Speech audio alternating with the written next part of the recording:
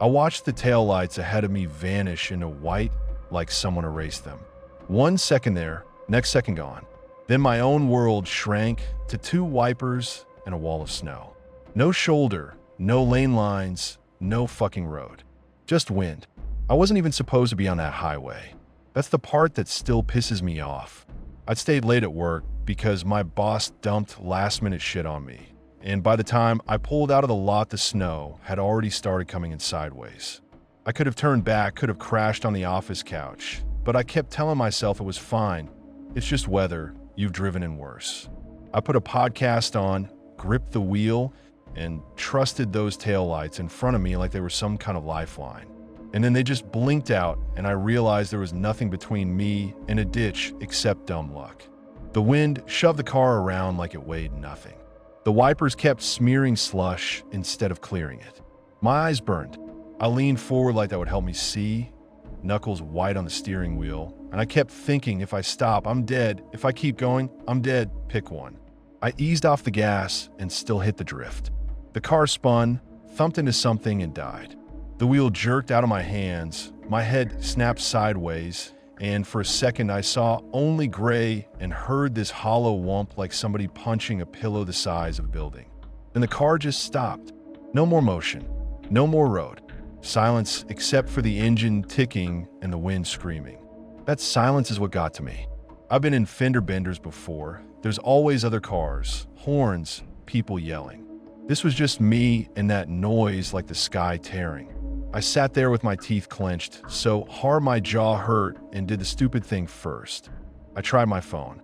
10% battery, no bars. That empty little no service in the corner felt like a joke aimed just at me.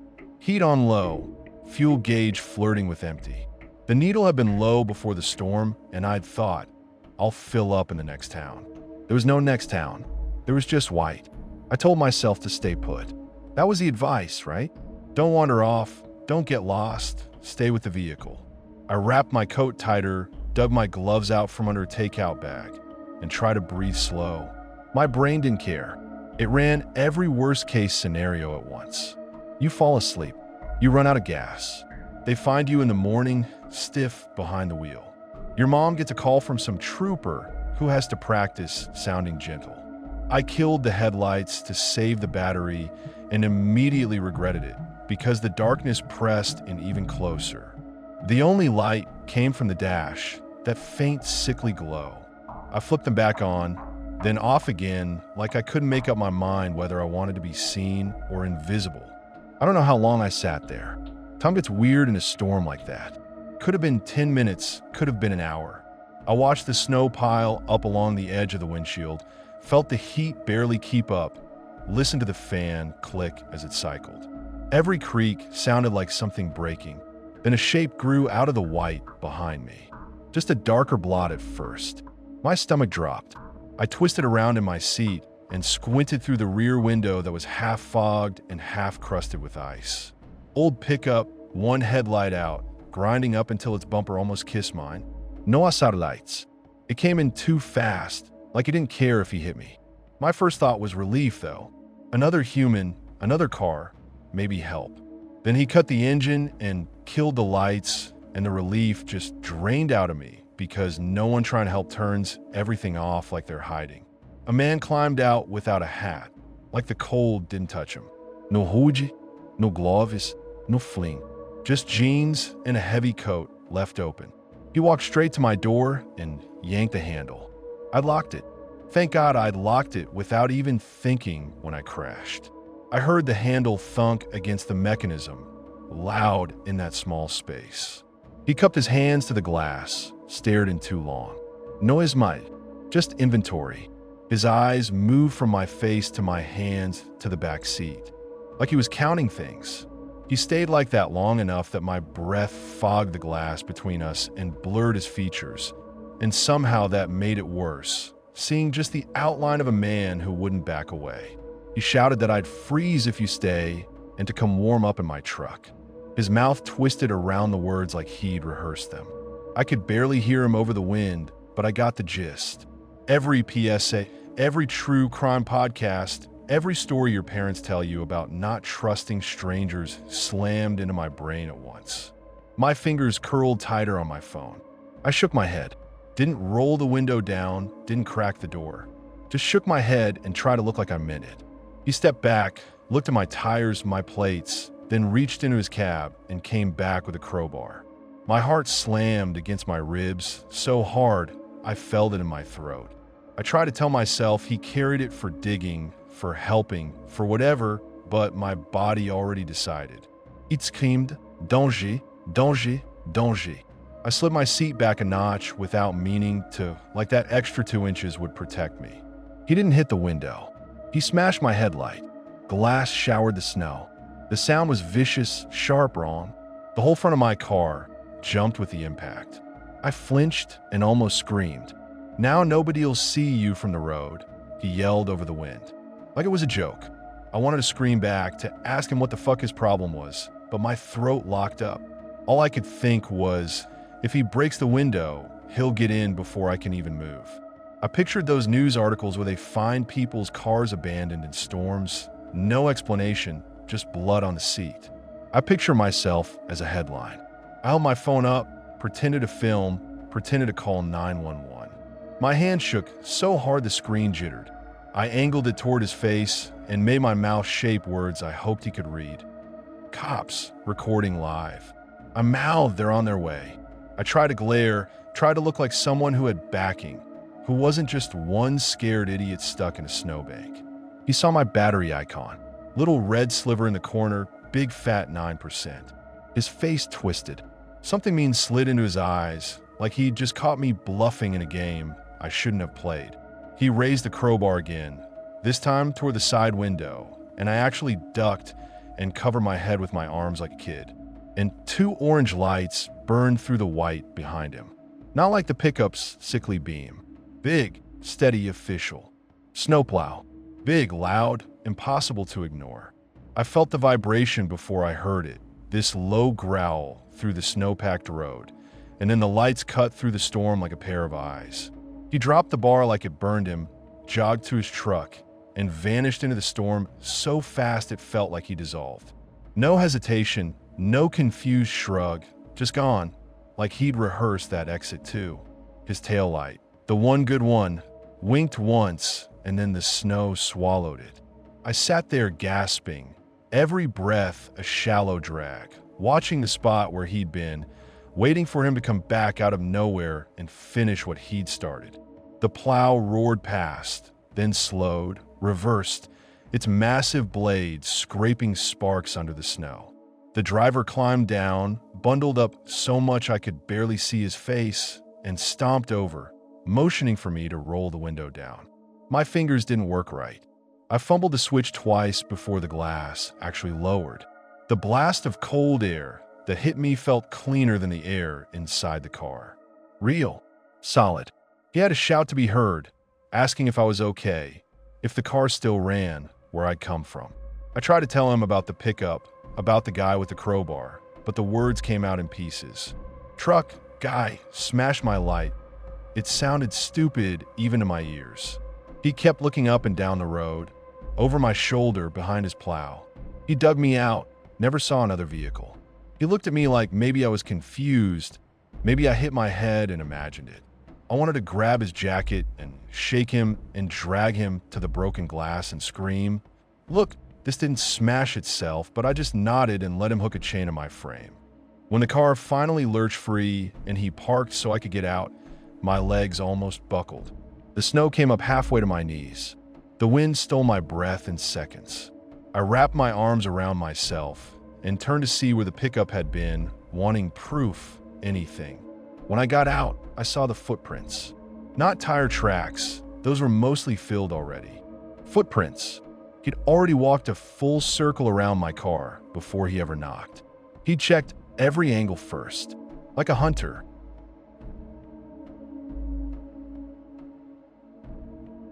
We argued about leaving the city during a storm and still went.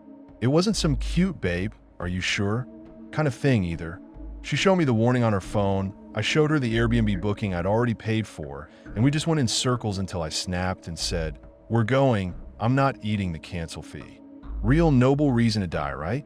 90 minutes later, we crawled up this narrow road that already looked half erased, wipers squeaking, snow coming sideways. Cheap Airbnb, rustic winter retreat. One access road that turned to ice after sunset. By the time we reached the cabin, the snow already buried the tire ruts behind us. No bars, no neighbors, just trees and that stupid cabin smell of old wood and mouse shit. She walked around with her coat still on, arms wrapped around herself, saying the silence felt wrong. I pretended to love it because I didn't want to admit I agreed. The host left one of those laminated binders with rules and local attractions, none of which were open in winter. There was a section about the generator. If the power goes out, backup unit located in shed 5 meters behind the house. That line stuck in my head for no reason at the time. We cooked, drank, pretended to be that couple from the listing photos, but the wind just kept hammering the walls, making the windows buzz in their frames. The ceiling lights flickered a couple times, and she gave me that told you so look. I told her buildings lost power all the time, like that made it less shitty. The power died at midnight. Everything cut in one breath. Lights, fridge hum, the little fake fireplace blower. The dark slammed down, so hard it felt physical. The heat quit with it.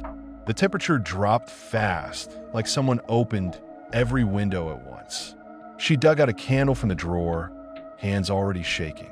The host's binder said the generator sat in a shed 5 meters behind the house. I grabbed the flashlight because I needed to do something. My girlfriend grabbed my sleeve, told me not to be a hero, so we could just bundle up and wait. I laughed, but it sounded thin, and told her I liked not freezing to death. Her eyes looked huge in the candlelight. She let go, but not because she felt better, more because she didn't see a choice. Snow swallowed the beam. I stepped off the porch, and it took my boots almost to the ankle, heavy and wet, dragging at my legs. The flashlight didn't cut through the night or any cinematic crap like that. It just made a pale bubble around me while the rest of the world stayed black. I kept expecting to see another cabin light through the trees, some sign we weren't alone, but there was nothing, just shapes of trunks and the hiss of snow. I found the shed by running into it, shoulder first in a cold wood, swore, then felt around until my fingers hit the door edge. The door stood open even though the wind tried to shove it wider. Generator am midfine. Steady low working.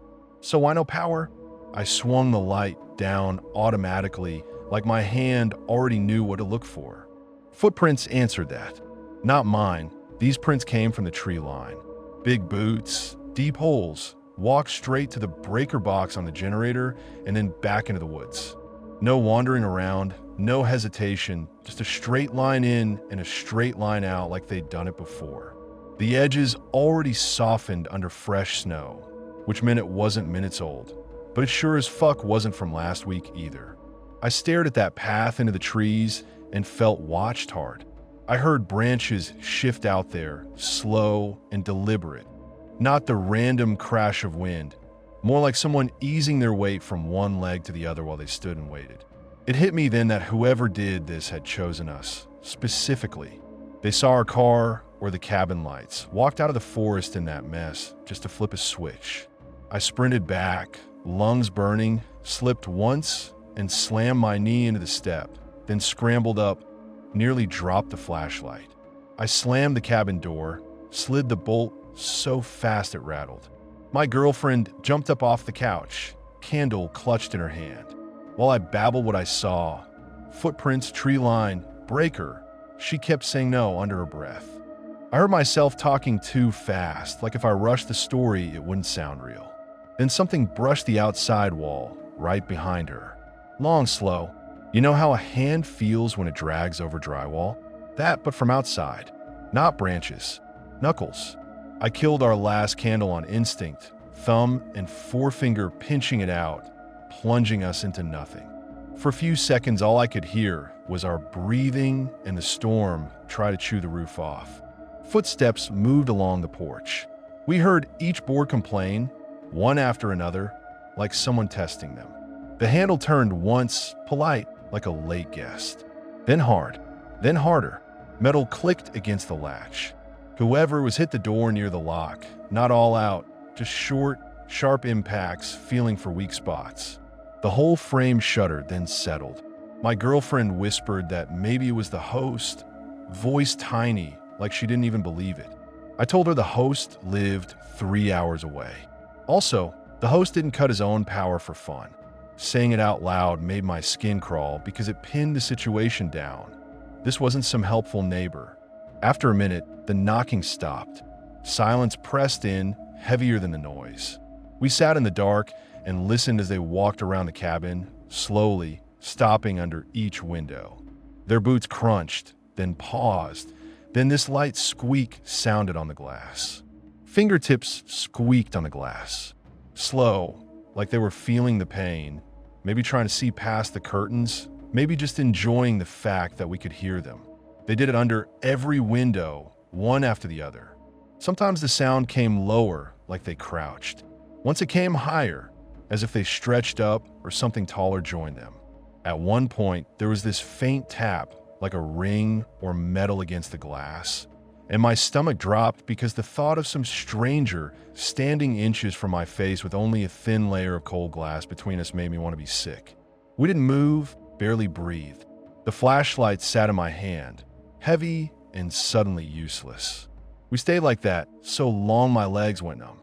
The storm eased a little, and every time the wind dipped, I expected to hear glass shatter or would splinter, but it never came. They just kept circling, then finally, nothing. No more crunch of snow, no more porch creaks. The silence didn't feel peaceful. It felt like someone holding their breath on the other side of the door. I don't think we slept at all. Every time the cabin popped or settled, we jumped. Once I thought I heard something drag across the roof, but it might have been snow sliding. Morning showed up as a weak gray smear through the curtains. We waited longer than we needed to, like cowards, then finally unbolted the door and stepped outside. In the morning, we found the prints. One set circling the house over and over, a clear loop around the whole cabin, tight to the walls, right under every window, like they were pacing a ritual path. One set leading away, and another set, smaller, barefoot, following them halfway and then veering off. Bare toes, clear arches, heels. No tread marks, no socks, just skin shapes punched into snow that had frozen solid overnight. No other cabins, no car tracks. The road might as well have led off the edge of the world. Inside the shed, the breaker sat flipped. Not bumped, really intentionally flipped. Right next to it, wedged into the wood, someone had driven a hunting knife point first at eye level and left it there. Handle wrapped in duct tape, dark stains sunk deep into the grooves. The blade looked clean but wrong, like it shouldn't be there, like it belonged in someone's hand, not a wall. I didn't touch it. We packed in 5 minutes and walked out rather than risk the road. We didn't even lock the door. We just put on every layer we had, slung bags over our shoulders, and started following our own tire tracks back toward whatever counted as civilization. No talking, just checking behind us way too often. My phone buzzed with service again about an hour later, and all I did was turn it off. I didn't want any signal tying me back to that place. I still don't know if someone lives in those woods, or if that cabin is just bait. Some trap on a booking app. I never checked the reviews again. I don't want to see if anyone else mentioned footprints. To this day, I don't know what scared me more, the boot prints or the bare feet beside them in -10.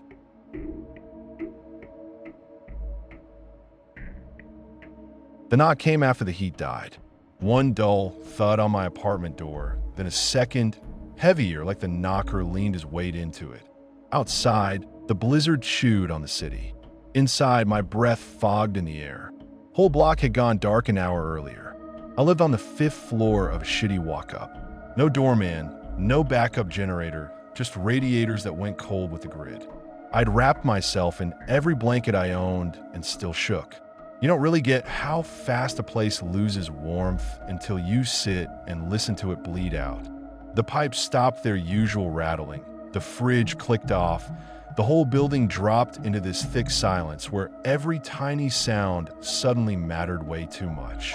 That first hour, I scrolled my dead phone out of habit, watched the screen stay black, then just sat there and smoked in the dark, watching the tip of the cigarette glow like some stupid little fake star. I heard a couple of neighbors in the hallway earlier arguing about whose window leaked more snow, and Mrs. K's TV blaring some game show through the wall like always.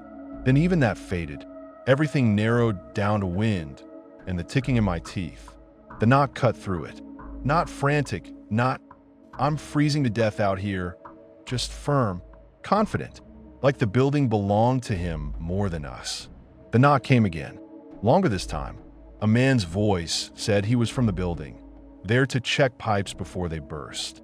He sounded annoyed, not cold. That bothered me. Everyone else I'd seen in the halls lately sounded like their teeth rattled. This guy sounded like somebody pissed him off by making him even explain himself. I sat up, every blanket slipping off my shoulders, and felt that small, stupid part of me that still wanted to believe in normal stuff. Super, plumber, whoever. The kind of guy who just fixes things and leaves you alone. But we didn't have that kind of building. We had a landlord you never saw, a super whose back went out every 2 weeks, and tenants who moved out at night and left garbage in the courtyard. I checked the peephole.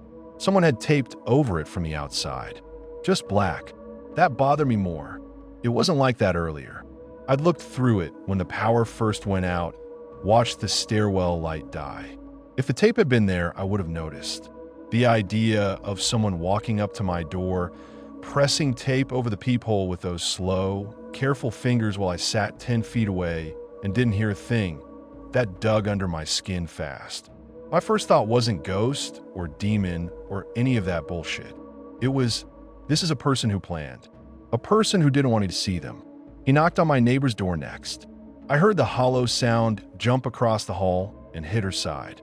Mrs. K shouted that she called the super earlier. She always shouted. Half the floor knew her blood pressure med schedule. The man snapped back that the super sent him. His tone shifted from fake professional to impatient in one sentence. Like he got bored of the mask midline. I sat there and listened, body locked up. I'd seen enough weird guys drift through our block that my brain started pulling up faces and trying them on his voice. The dude who used to sleep in the laundromat chairs. The ex-boyfriend who banged on 3BS door last summer till the cops dragged him out. Nobody matched, but that same nasty edge sat under his words. I hated that I felt cornered in my own place. I hated that I even hesitated. Part of me wanted to rip the door open and tell him to fuck off down the stairs. That old, stupid macho reflex kicked up, the one that thinks anger equals safety. Another part kept replaying headlines about women who just opened the door for a second.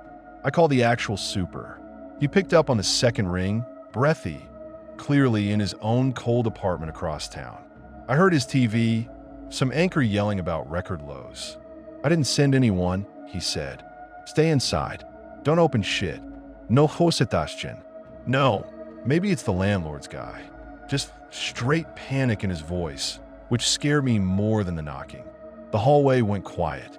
That kind of quiet that presses on your eardrums. I sat there with the phone still in my hand, screen already dimming, and realized I was holding my breath. My ears strained for any tiny scrape or shift. I heard my own heartbeat thump against the wood. Then something slid under my door. Not a note, something heavier. It hit the rug with a dull little clink. Every instinct screamed at me not to move closer. I used a broom to drag it nearer, the bristles scratching on the floor louder than they needed to. My hand shook so hard I almost dropped the damn stick. The thing turned under the broom and flashed metal in the moonlight. My neighbor's spare key, red nail polish on the head, like I'd seen on her ring when she did laundry. My stomach dropped so fast it hurt. I knew that key. She'd joked about it once, waving the ring in the hallway, saying, "If I die, you take my plants and my soaps, okay?" Dumb little moment you don't think will ever matter. Now that red stared up at me from my rug like an accusation. The man's voice came back, soft through the wood. "She let me in. You should too." The way he said it, like I was the one being rude, like I was inconveniencing him by not just obeying, lit something hot in me. I pictured her, tiny gray hair in that messy bun, opening her door because the heat went out and the pipes scared her. I pictured his hand on the tape over my peephole. My jaw clenched so hard my teeth hurt. I wanted to open that door so badly my hands shook. Not out of trust, out of anger. I wanted to shove it in his face, throw the key back at him, scream until the building woke up. I wanted to prove I wasn't scared. That's the fucked up part. The urge to prove something to a stranger who might already have blood on his hands. Instead, I called 911 with fingers that barely bent. My skin felt numb and thick, like I was dialing through gloves. I kept my voice low, but it still shook. I gave the address, the floor, the bit about the fake checking pipes line. The operator's tone went from bored to careful. They told me roads were blocked, units delayed, stay put. Their voice flattened out in that way that says, we might not get there in time, without actually saying it. I asked if I should check on my neighbor. It slipped out before I could stop it. The operator paused, then told me no, stay where you are, don't open the door for anyone. That no felt like a punch. It meant they were already imagining the worst scenario right along with me. Footsteps moved away, then down. The sound sank through the floorboards, a slow, unhurried rhythm. Not the frantic scramble of somebody scared off. Somebody who still thought they had time. Somewhere below, metal clanged. Not our stair rail. Basement access.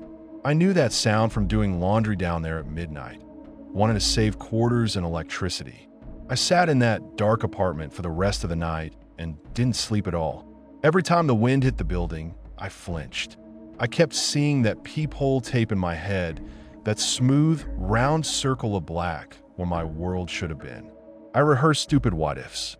What if I'd yelled louder? What if I tried to get other neighbors out into the hall?